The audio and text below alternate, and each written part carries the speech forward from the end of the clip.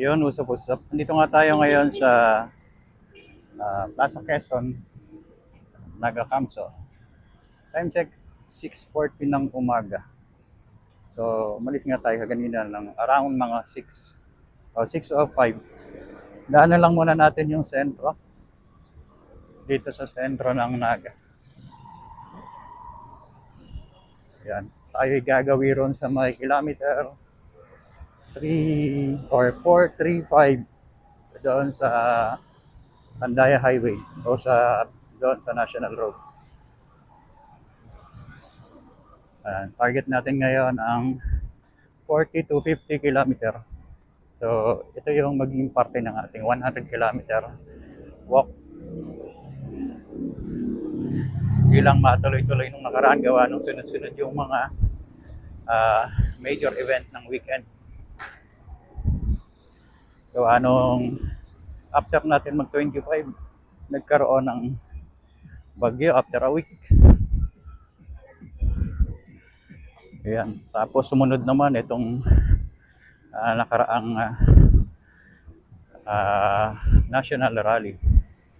So ngayon lang tayo ulit nagkaroon ng pagkakataon at mahirap i-set up yung ganitong malayo ang lakaran.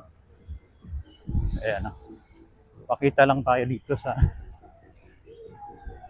sa sentro ng Naga, Plaza Rizal. Ayan. Ayan. Bago tayo gumawi doon sa Ayan.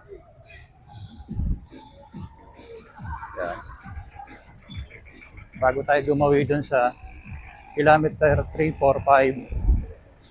Ayan. Siyempre, ito ang sentro ng Naga. Hindi pwedeng mawala yan.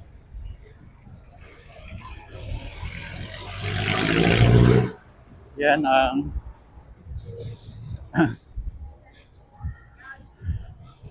yan ang Plaza Sentro ng Naga City. Or yung tinatawag na Plaza Rizal. Ayan. So tuloy natin mamaya pag nandun na tayo sa kilometer 435.